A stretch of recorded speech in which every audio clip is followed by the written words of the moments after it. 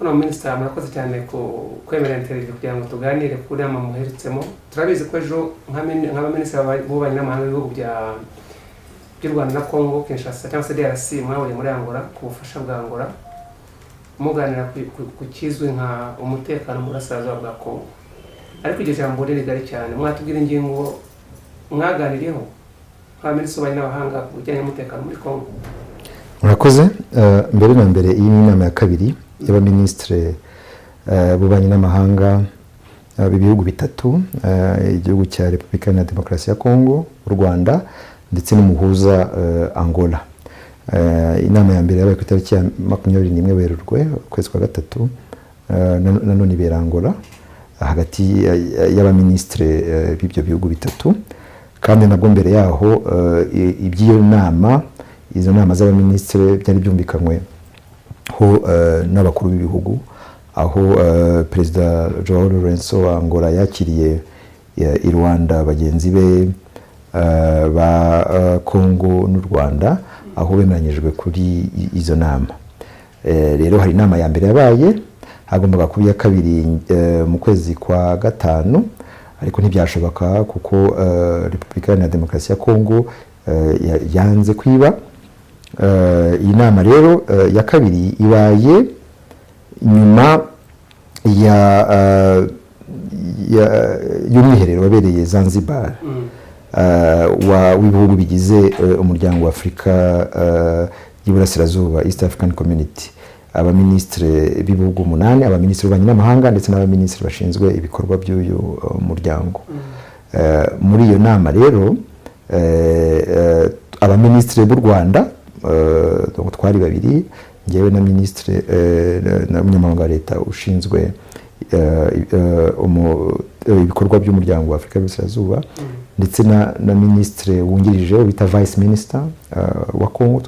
Twumvikanye ko tuzahura vuba abaminisitiri b'ibihugu byombi mu rwego rw'ibiganiro bya Rwanda, icyo bita Rwanda process. Rero nuko byagenze. Nyuma y'iyo nama twahamagaye umuhuza, hanyuma tugena itariki. Rero iyo nama yarabaye ejo i Rwanda, ikaba yarigamije gukomeza ibiganiro n'ubundi, kuko ubushize nawo hari ibyari byarumvikanywe mu kwezi kwa gatatu, cyane cyane ibijyanye n'umutekano iburasirazuba bwa Congo. Icyo twumvikanye rero, icyo twumvikanye nyamukuru ni uko haba guhagarika imirwano hagati y'impande zishyamiranye hariya iburasirazuba bwa Congo, kandi ku guhagarika iyo mirwano bikagenzurwa n'urwego ruriho ruyobowe na Angola, ariko rugahabwa ingufu n'inzobere mu by'iperereza b'ibihugu bitatu, Angola, u Rwanda na Congo, kugira ngo bagenzure ko iyo guhagarika imirwano, iyo ceasefire ishyirwa mu bikorwa. Hanyuma rero n'iryo tsinda rikazaganira no ku bindi bikorwa bigomba gukurikira. Mbere ko mubaza ikibazo cya gatatu kijyanye n'ibyo waruvuze, ariko reka ngaruka ku Rwanda process isa n'igaragaza uburyo ibihugu by'u Rwanda na Congo bikemura ibibazo by'umutekano, mu gihe tuzi ko Nairobi process nayo isa n'ihuza abanyekongo ubwabo, niba ntibeshye. Ni gute mu bihuza izo ngingo zombi, ni gute muzihuza n'ibibera mu burasirazuba bwa Congo, ariko ni na gute munabihuza n'ikikunze kuvugwa yuko u Rwanda rurana na Congo nibyo, ariko ntabwo u Rwanda rurwana na Congo. Impande zirwana muri Congo ni umutwe wa M23 uharanira uburenganzira bw'abanyekongo bene wabo, u Rwanda rukaba igihugu cyigenga, Congo ikaba igihugu cyigenga. Guhagarika intambara musinya muri abaminisitiri b'ibihugu byombi, ariko uyu mutwe utarimo, abantu barabihuza bate? Nibyo, hari ibi biganiro bya Rwanda n'ibindi bya Nairobi. Ibya Rwanda ni umuhuza na Angola, akaba anayobora uyu muryango wa ICGLR ushinzwe umutekano mu karere k'ibiyaga bigari, ndetse akaba yarahawe izo nshingano n'umuryango wa Afurika yunze ubumwe wo kuba umuhuza. Rero hakaba n'ibiganiro bya Nairobi process, iyo ni ibiganiro by'umuryango wa Afurika y'Iburasirazuba, East African Community, biyobowe n'uwahoze ari perezida wa Kenya nyakubahwa Uhuru Kenyatta. ibyo biganiro biruzuzanya kuko ibiganiro bya Nairobi byo ni ibiganiro bihuza abanyekongo. Harimo navuga ibice bibiri, hari igice cya politiki aho hari ibiganiro hagati ya guverinoma ya Kongo n'imitwe yitwaje intwaro y'abanyekongo, hakaba ndetse n'igice cya gisirikare aho ziriya ngabo mwibuka z'umuryango wa Afurika y'Iburasirazuba zajyanwe hariya kugira ngo zibungabunga umutekano. Muribuka ko icyo gihe hagati y'ukwezi kwa gatatu n'ukwa cyenda 2023 habaye guhagarika imirwano ceasefire, ndetse na M23 iva ahantu henshi yari igaruriye ngira ngo hafi 80%. Ariko nkuko mubizi perezida wa Kongo yafashe icyemezo cyo kwirukana umutwe ko atabonaga urwana nkuko yabyifuzaga. Rero hari icyo gice cya nakubyo biganiro bya EAC, haraba n'ibiganiro bya Rwanda.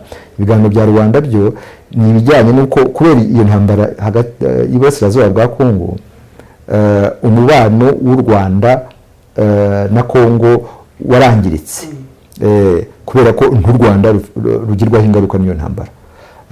Mbere na mbere hari umutwe wa FDLR ukomoka kuba koze jenoside yakorewe abatutsi mu Rwanda ukiri muri Kongo, ndetse ukaba n'ubungu ahubwo urwana warashyizwe mu ngabo za Kongo, akaba ariho haragiye haba ibitero shuma byagiye bikorwa mu Rwanda. Rero ibyo bivuga ko tubifitemo hari ingaruka bitugiraho. Ikindi ni byerekeranye n'impunzi dufite z'abanyekongo zigera ku 100,000. Rero akaba n'ibyo Kongo idushinja bya buri munsi bituma haba umubano utari mwiza hagati y'ibihugu byombi. Rero naho ngaho icyo gitekerezo cyo kugira ibiganiro bya Rwanda cyaje, kuko aricyo byatuma nabyo byagira uruhare mu guteza mu kugarura umutekano mu karere. Ariko nkuko twabivuze inshuro nyinshi, kugira ngo iki kibazo gikemuke nuko tugomba kujya mu mizi y'ikibazo, abanyekongo bakinjira mu mizi y'ikibazo, icyo bita root causes y'iyi conflict, hanyuma bakagikemura. Ibyo ngibyo bizakorwa cyane cyane n'ibyo biganiro bya Nairobi, kuko nibyo biganiro hagati y'abanyekongo. Rero ejo no mu masezerano cyangwa mu itangazo twasohoye harimo yuko ibyo biganiro byombi ari byo bigomba kubahirizwa mu gukemura ikibazo cya Kongo, ibiganiro bya Nairobi n'ibiganiro bya Rwanda, ndetse na Zanzibar naho muri wa mwiherero niko twavuze yuko ibyo biganiro byombi byuzuzanya kandi bigomba guhabwa ingufu. Rero n'ubwo rwego twagiye rero Rwanda. Hari ikindi kibazo rero wambajije, ntabwo ibiganiro bya Rwanda ni ibihugu bisinya, u Rwanda na Kongo n'umuhuza, hanyuma bukavuga ko hagomba kuba guhagarika imirwano ceasefire hagati y'abarwana, guhagarika imirwano hagati y'impande zishyamiranye zirwana. Hanyuma rero buri gihugu muri ibihugu bitatu bigakora iyo bwabaga kugira ngo kuguhagarika imirwano gushyirwe mu bikorwa. Ariyo mpamvu navuze ko hari n'uriya rwego, iriya mekanisme igomba kuzajya kugira ngo igenzure ko bishyirwa mu bikorwa. Nyakubahwa Minisita, niba nkurikiye neza no kuvuga ngo u Rwanda na Kongo ndetse na Angola birasinya byemera yuko cyangwa se byumva yuko ari ngombwa guhagarika imirwano y'impande zihanganye muri Kongo, ariko ku rundi ruhande abakurikiranira hafi ibintu bakabona ko impande zihangana muri Kongo ari leta n'uriya mutwe wa M23. Uruhande rwa Kongo ifatanyije na FDLR, M23 irarwanira uburenganzira bwayo. Ariko nanone wajya kumva M23 nayo yavuga iti twebwe ntabwo ibyo turakora ko ntabwo twari turi muri Angola. Icyizere cyo guhagarika imirwano ukurikije ayo masezerano yasinywe kirahari? Ubundi byagiye bigaragara mu bihe bishize ko ari amasezerano menshi ataragiye ashyirwa mu bikorwa, nkuko twanabivuze mu nama. Buriya n'ibiganiro bya Rwanda ngira ngo ni nk'amasezerano ya 9 cyangwa se ya 10 duhereye kuri guhagarika imirwano, amasezerano yo guhagarika imirwano yabaye i Lusaka mwaka wa 1999 kandi ayo masezerano 9-10 ni make yashyizwe mu bikorwa, kandi hafi ya yose yavugaga ko hagomba iki kibazo cya FDLR kigomba gukemurwa. Yewe n'amasezerano amwe ngira ngo amasezerano yo ku itariki ya 23 z'ukwa gatatu 2009 yasinywe i Goma hagati ya guverinoma ya Kongo na CNDP ya Laurent Nkunda yo guhagarika imirwano hagati y'uwo mutwe wa CNDP na guverinoma ya Kongo. Ayo masezerano yashyizwe mu bikorwa ariyo yatumye haza umutwe wa M23 witiriye nyine iyo tariki ya 23 z'ukwa gatatu. Rero twebwe icyo twifuza twanakivuze mu nama, twavuze ibintu bibiri. Icya mbere ni ugukemura ikibazo mu mizi, kuko na mbere M23 yari yatsinzwe muri 2013 hazanye umutwe wa MONUSCO witwa FIB. Iyi brigade yaje ngenda byibuka ko twari no mu muryango w'akanama k'umutekano k'umuryango w'abibumbye, yagombaga kuza kurwanya imitwe yose, izirwanya umutwe umwe. Hanyuma bivuga ko abasirikare ba M23 hari abahungiye mu Rwanda, abandi bahungira Uganda, ariko bumvaga ku kibazo kirangiye. Kandi nyuma y'imyaka ngira ngo 8 intambara yubuye kubera ko ikibazo cya politike kitakemuwe, ndetse hari n'amasezerano yasinywe mu kono hano i Kigali hagati ya guverinoma ya Kongo n'uwo mutwe n'abari barahungiye hariya twarakize na kure y'umupaka hariya ingoma nk'uko biteganywa n'amategeko mpuzamahanga. Ayo masezerano yo kugira ngo barebe ukuntu basubizwa mu buzima busanzwe, ariko ntabwo yigeze yubahirizwa. Rero twavuze tuti mbere na mbere gukemura ikibazo mu mizi, kandi bizakorwa cyane cyane n'ibiganiro bya Nairobi. Icya kabiri ni ugukemura ntabivanga gute, ubundi mu Cyongereza bavuga kurangwa na good faith na political will, no kubushake bwa politiki, ubushake bwa politiki bwo gukemura ikibazo. Ikibazo ntabwo ari gusinya amasezerano dushobora kuyasinya buri munsi, ikibazo no kuyashyira mu bikorwa.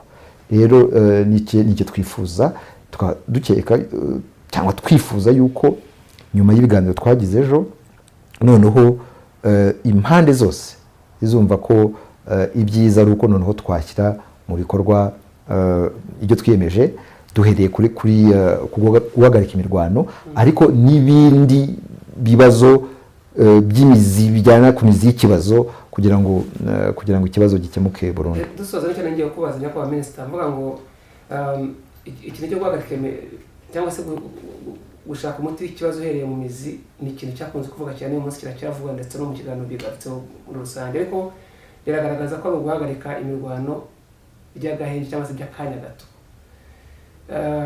Ukurikije Kongo kugeza uyu munsi ikomeje kuvuga ko itazigera, ngira muri usobanye w'abanyamahanga mugenzi wawe akunze kubivuga, n'ejo bundi yahoze abivuga kuri televiziyo y'iwabo, avuga yuko ndetse n'ejo bundi umuntu wari wagiye Uganda mu biganiro bavuga ko agiye guhura n'abariya basirikare ba M23 ko yanafunzwe, ngira ngo ni ibintu dukurikira hirya no hino, ko atazigera habaho ibyo biganiro hagati ya Kongo n'uriya mutwe wa M23.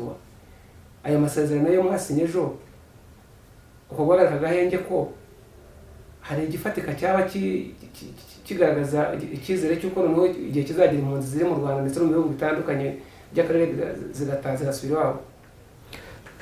Nk'uko nabivuze, ibiganiro bya Rwanda byuzuzanya n'ibya Nairobi.